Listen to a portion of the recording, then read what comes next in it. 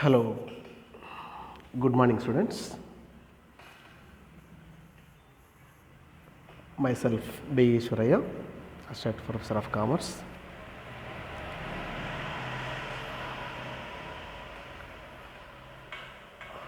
We are learning partnership accounts. In the last class, I explained to you about partnership accounts 1, in which how to prepare accounts of partners when the capital is fixed and when the capital is fluctuated.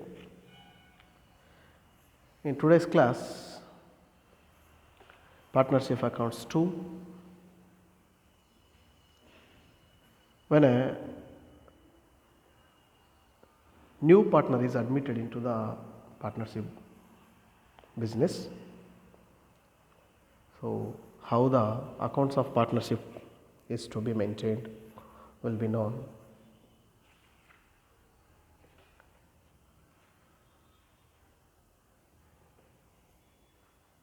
On the admission of a partner into the business, that means already partner a business which is going on admitted a new partner into the business. Generally, all the accounts are to be adjusted. In this case, so we need to adjust so many accounts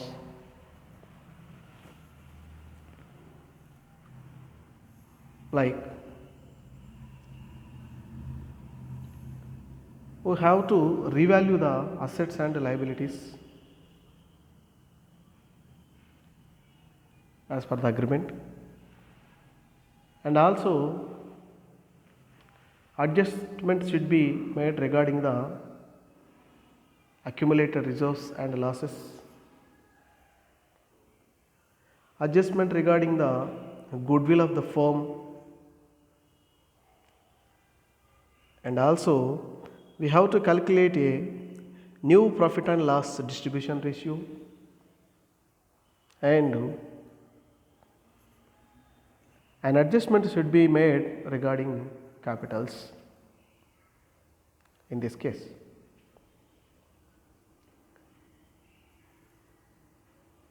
These are all compulsorily are to be adjusted as per the agreement with the new partner. In the first case, revaluation of assets and liabilities. The revaluation of assets and liabilities takes two forms. When revised values are required to be shown in the books of the firm. Another one is when revised values are not required to be shown in the books of the firm. In the first case, when revised values are to be recorded in the books of the firm, in this case, before a new partner is admitted, it is in the interest of all concerned to revalue all the assets and liabilities and to bring into account the profit or loss arising out of such revaluation. If the assets are undervalued, the old partners naturally insist on their revaluation, so that when the assets are subsequently sold, the new partner may not benefit from the appreciation that has taken place up to the time of his admission.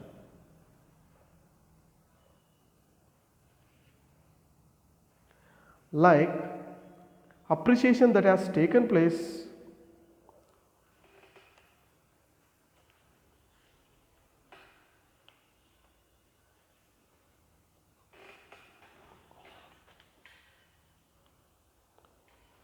That means, likewise, if any assets are overvalued, the new partner must insist on their proper valuation so that his capital may not be watered down.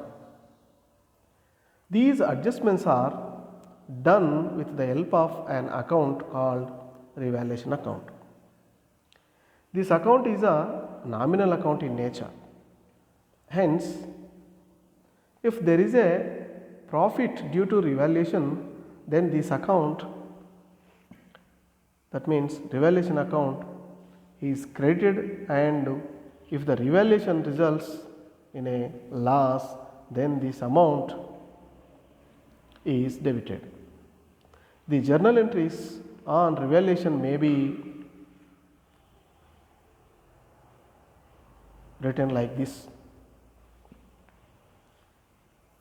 In the first instance, for any increase in the value of asset,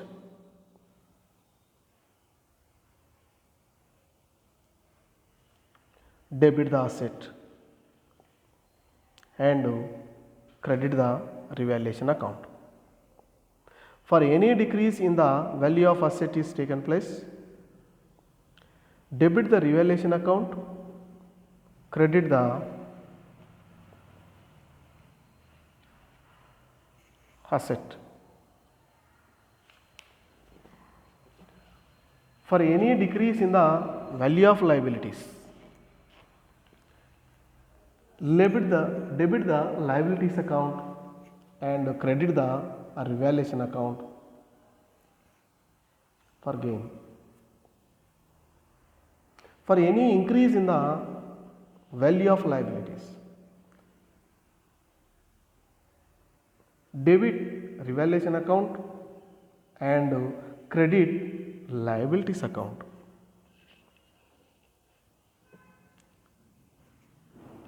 After that, when you balance this account, the final balance of revaluation account is then transferred to capital accounts of old partners in the old profit sharing ratio, whether it may be profit or loss. So, this is in the first case, that means when revised values are to be recorded in the books of partnership accounts. When it comes to when revised values are not to be recorded in the books of partnership accounts, in this case, if it is desired by the partners, including the new partner, that the revised value of assets and liabilities should not be shown in the new balance sheet, then all such entries as are passed through revaluation account are reversed. In other words, if earlier revaluation account was debited and furniture account was credited, then now furniture account will be debited and revaluation account will be credited. This gives birth to a new revaluation account. This new revaluation account is closed by transferring the balance to all partners' capital accounts in the new profit sharing ratio. The revaluation account made under these circumstances is called memorandum revaluation account. Memorandum revaluation account.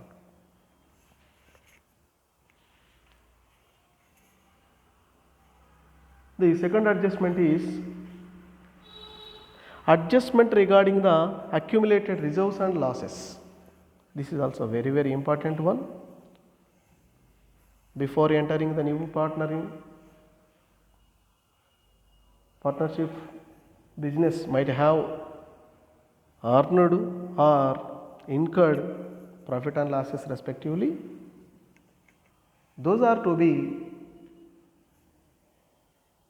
distributed to the old partners. For that,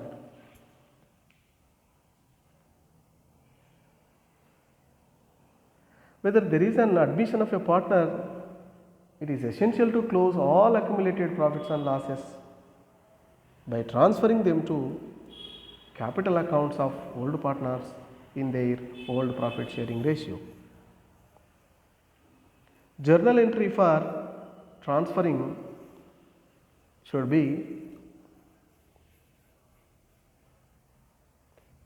debit journal reserve account, debit profit and loss account, debit any other accumulated reserves account, and credit old partners capital accounts in their old profit and loss sharing ratio.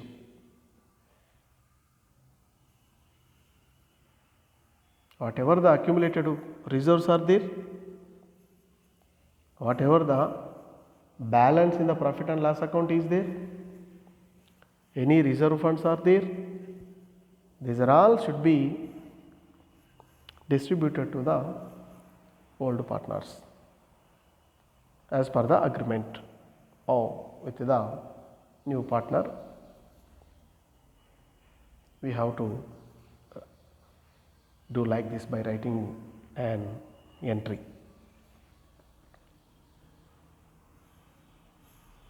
This is one of the adjustments which are to be made.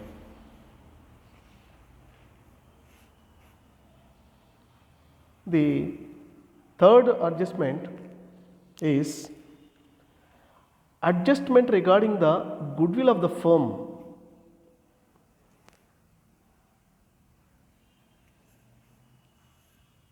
Adjustment of goodwill is a very important one in every business.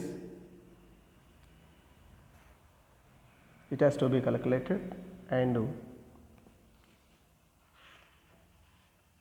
distributed to the old partners. In this case,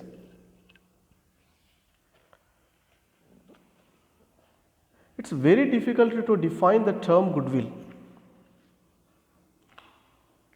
There has been an attempt by learned judges to explain this term, but most of them are not satisfactory.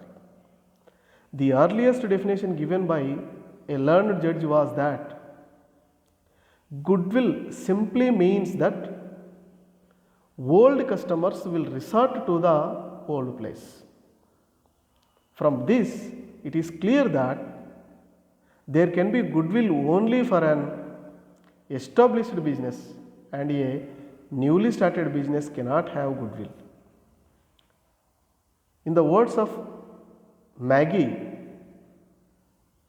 at the beginning there is no goodwill and none will appear in the books until circumstances warrant or make it necessary for a value to be placed upon it. This is the definition is given by the Maggie. The need for valuing goodwill arises only when a business has to be sold or when an outsider is to be admitted as a partner. Task. As observed by Kerala High Court on CIT versus Jacob in 1973, goodwill is normally built up by the personal efforts spread over a number of years of the assessee. Therefore, it is impossible to estimate in monetary terms the cost of building up the reputation which is treated as goodwill. This is the definitions. These are the definitions given by so many learned ones. Now let us know how this goodwill rise. Goodwill is the reputation enjoyed by the business which is reflected in the business having large number of customers, resulting in huge turnover and high profits. Goodwill, which is an intangible asset, depends on a number of factors like quality of products and service,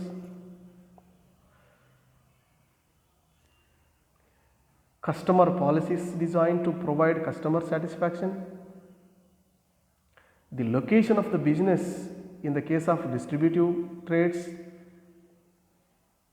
and the technical know-how possessed in the case of manufacturers.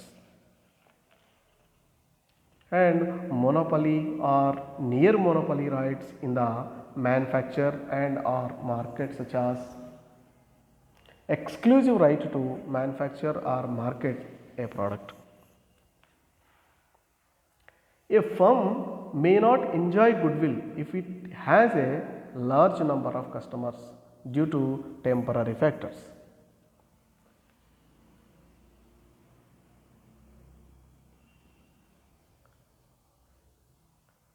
A person will be prepared to pay for goodwill not for the fast ability of the business to earn profits, but for its ability to earn profits in the future. This very much depends on the continued custom extended by the old customers. Again, no goodwill exists if a business is able to earn ordinary profits. It is only for business which earn more than normal profits people will be prepared to pay for goodwill. It is for this reason that accountants prefer to adopt super profits method for the calculation of goodwill. This view of goodwill is emphasized by Kohler when he defines it as the current value of expected future income in excess of normal return on the investment in net tangible assets. So that goodwill is not recorded unless it is paid. Therefore, it should not be constructed that if goodwill is not there in the balance sheet, it does not exist for the business. It is only recorded when a business acquires the net tangible assets at a price higher than their book value or agreed value. In fact, many businesses do not like to show this item in the financial statement and consider prudent to write off even if it is acquired at a price. Even in the case of firm, although goodwill is considered for the purpose of admission or retirement, either it is not recorded at all, or if recorded, it is immediately written off.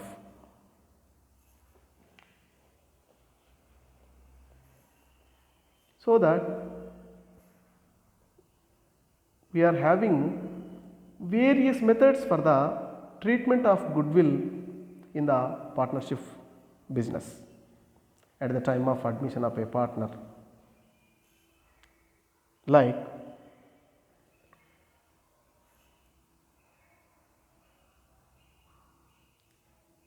revaluation method, memorandum revaluation method,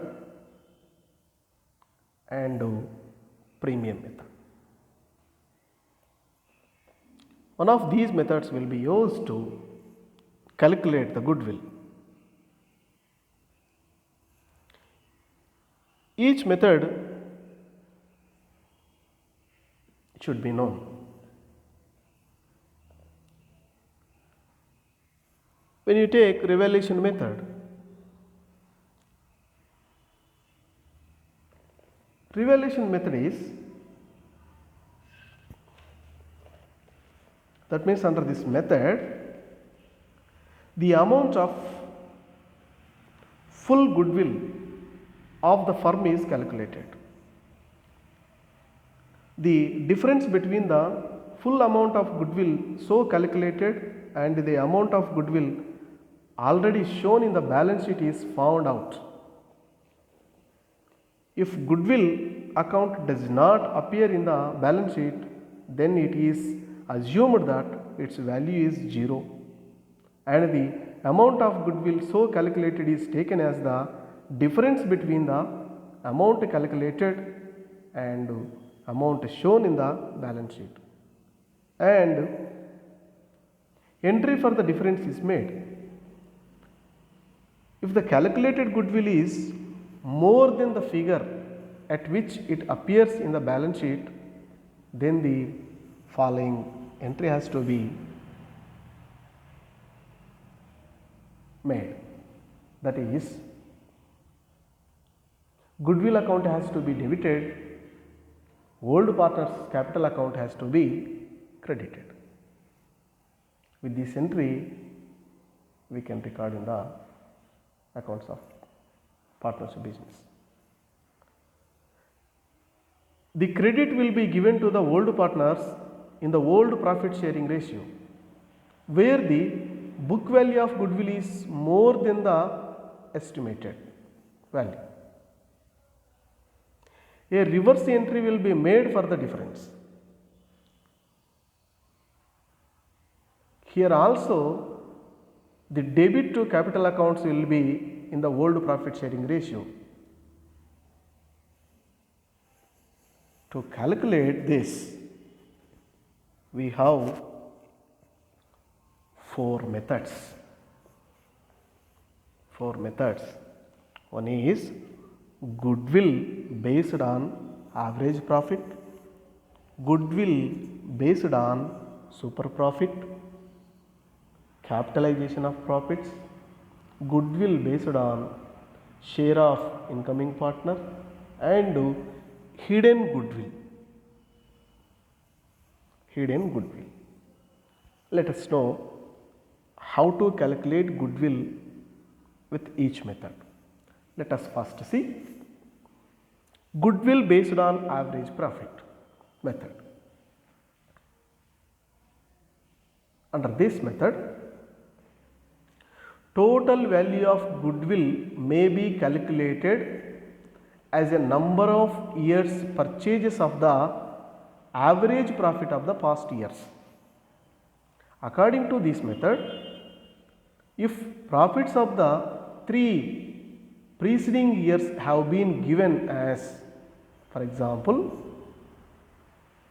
rupees 8,500, rupees 6,900 and rupees 9,200, then the total value of goodwill on 2 years purchase basis would be like this. All these 3 years profits are to be added. That means 8,500 plus 6,900 plus 9,200, and this sum of value of goodwill is to be divided by number of years, that is 3, which is to be multiplied by 2 years purchase. Then we will get 16,400 as goodwill. So, if it were 3 years purchase, the goodwill would have been 3 times the average profit. Like this we have to calculate. For how many number of years goodwill we are purchasing. So, with that we have to multiply the average profit. Maybe 2 years, 3 years, 4 years and like that. This is in the case of first method. When it comes to second, goodwill based on super profits.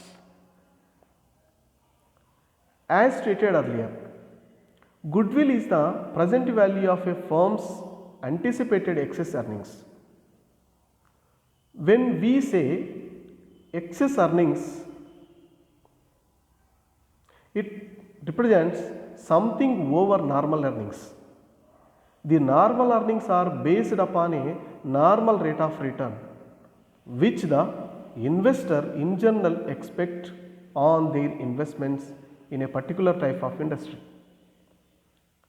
The normal rate of return is generally based on prevailing rates of interest and adjusted for factors like risk associated with the investment, the trade conditions, etc.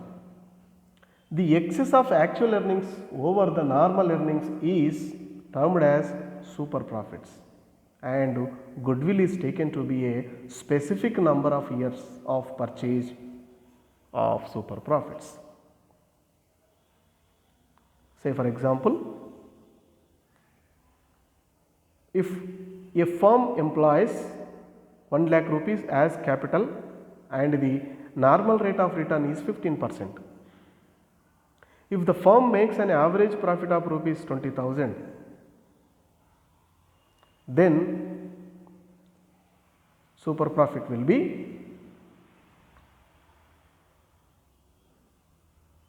average profits 20,000 minus normal profit at the rate of 15% on 1 lakh will be 15,000.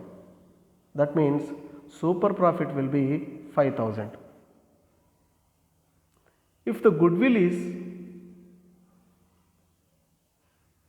purchase of 5 years, 5 years of super profits, then goodwill value will be 25,000.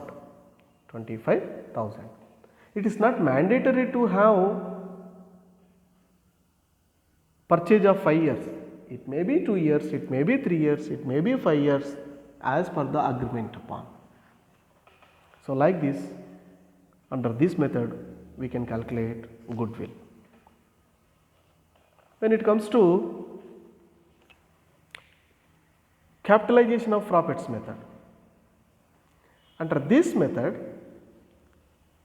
the average profits are capitalized on the basis of normal rate of return, and from such capitalized value the investment in the business is subtracted to arrive at the value of goodwill.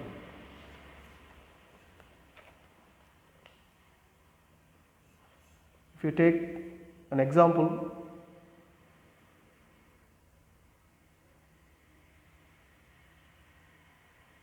like whatever the example you have taken in the third method, average profits 20,000, normal rate of return is 15%.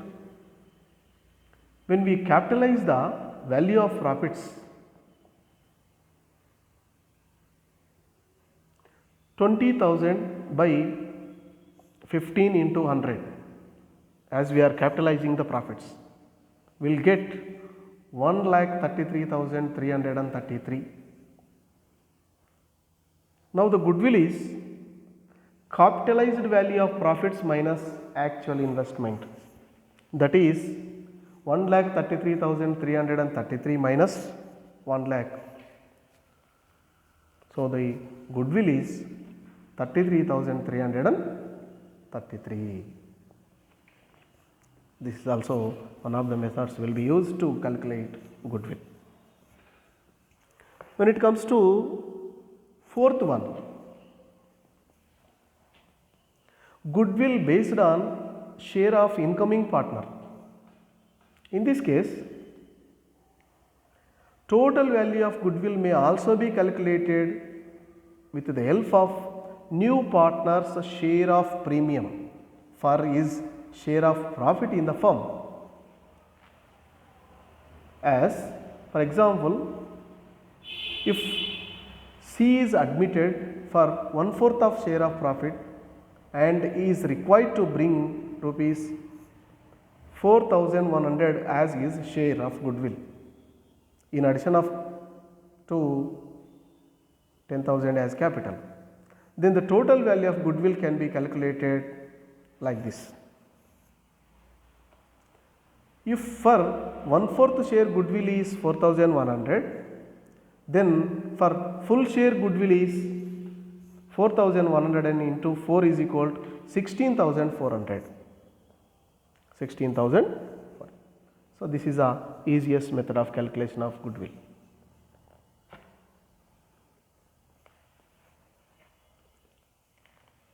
We are also having another method, that is hidden goodwill. Hidden goodwill. In some other cases, total value of goodwill is hidden, which is to be calculated with reference to total capital of the firm.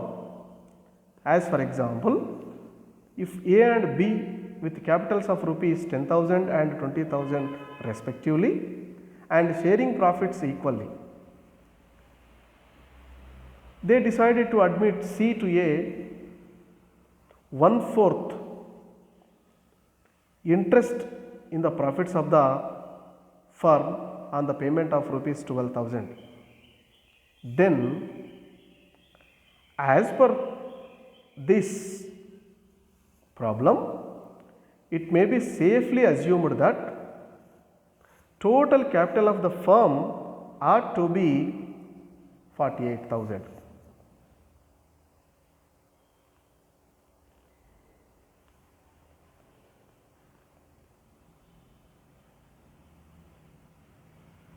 But the total capital of A, B and C becomes only 42,000. In these circumstances, it becomes necessary that total value of goodwill of the firm should be taken as rupees 6,000, so that there may be an equivalent increase on the capital side to make it to rupees 48,000. So this is all about hidden goodwill method. The revaluation method discussed above is generally adopted when the new partner does not bring in cash the amount of his share of goodwill. So you have to remember, this method can be adopted safely even when the new partner brings in cash and the amount of his share of goodwill.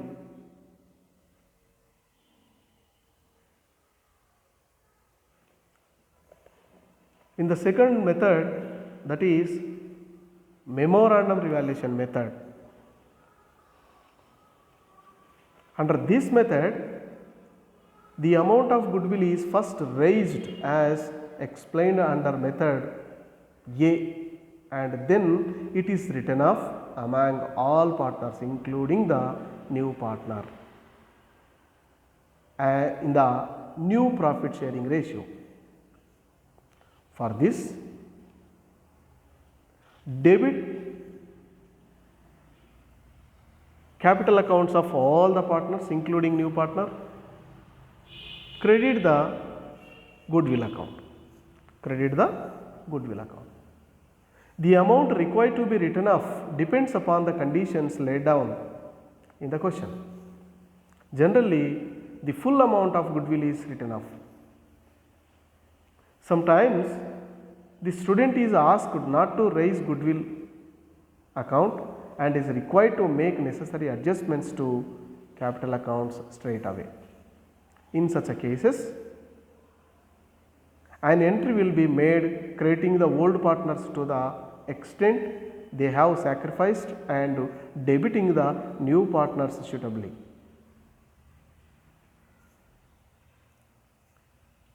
This is memorandum revaluation method. Memorandum revaluation method. The third method of calculation of goodwill is premium method. Premium method. This method is adopted when the new partner brings in cash the amount equal to his share of goodwill. This method can in its turn will have three forms. One is when the amount of premium is paid privately,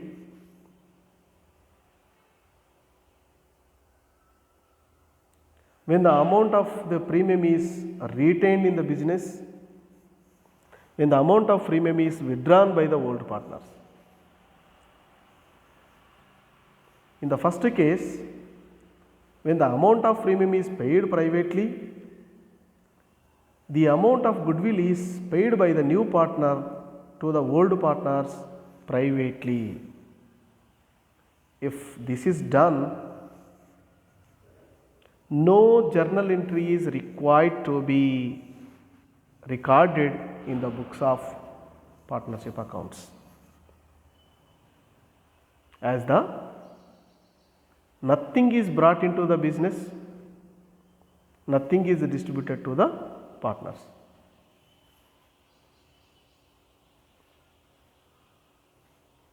Only the understanding of partners outside the business has been taken place, so that not required to enter anything in the books of accounts. In the case of when the amount of the premium is retained in the business, the new partner brings in cash the amount equal to his share of goodwill, and the amount is retained in the business. Definitely, we have to pass on journal entries.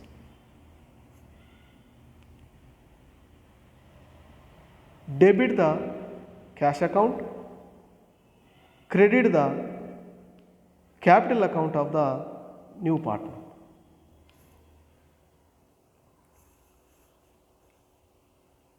Credit the capital account of the new partner.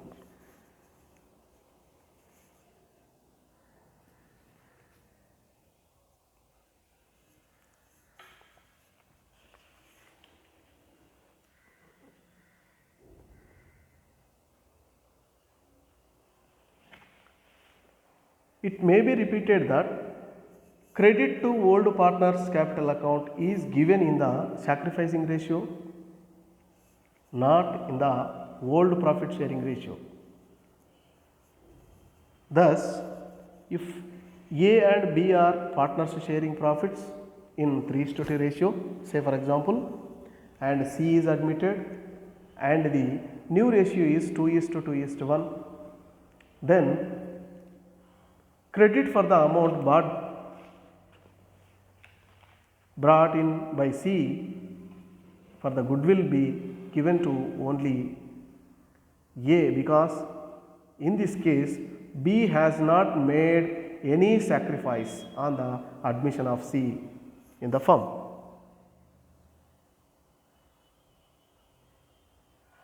So that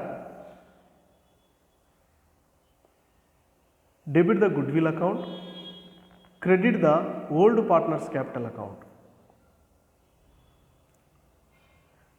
And also another entry, debit the cash book and credit the goodwill account. This is one of the alternate method will be used. Under this method, the capital account of the new partner will be credited only with the amount brought in as capital. It may be distinctly understood that the net effect of both the methods on the accounts of the firm will be the same. In the case of when the amount of premium is withdrawn by old partners under premium method,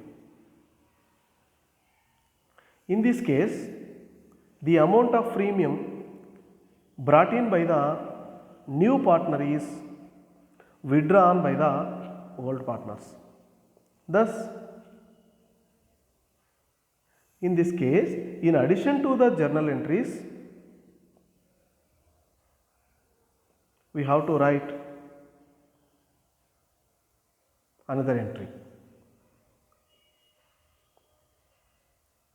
First of all, we have to write the above said entries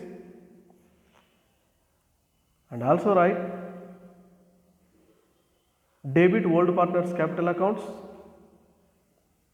and credit the cash account. It may be remembered that Sometimes partners withdraw only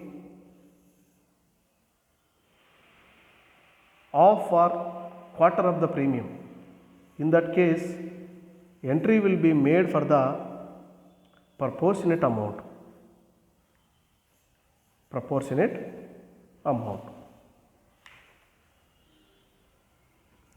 See, these are the methods regarding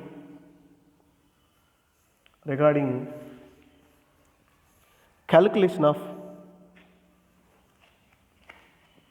goodwill in the partnership account.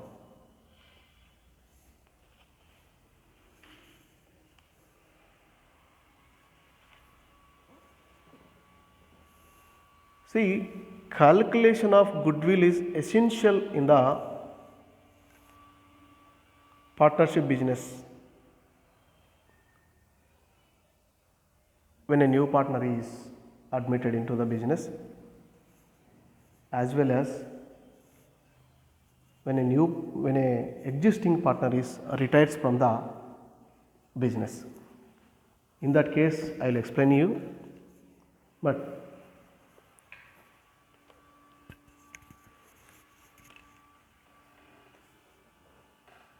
calculation of goodwill is very much essential to record account books of partnership. Though we are having 3 methods, under these for calculation we have 8 types. These are all to be remembered. Valuation of goodwill or calculation of goodwill not only relating to partnership accounts, it will be useful to corporate accounts also. Method of calculation does not change, will be the same. So that while learning partnership accounts,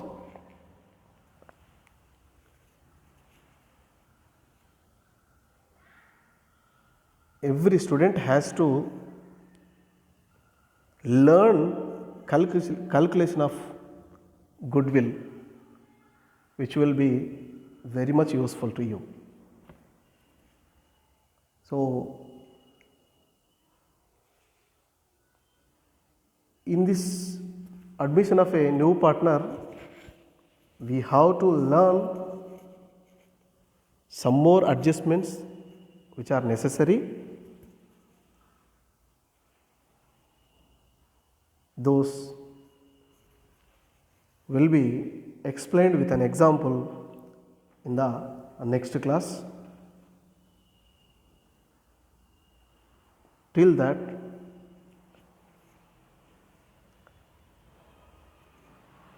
this class will be concluded. Why? Because learning of goodwill is very, very important. We should not get confused learning of calculation of goodwill. So now I am concluding my class. In the next class, I will explain the remaining things. Until then,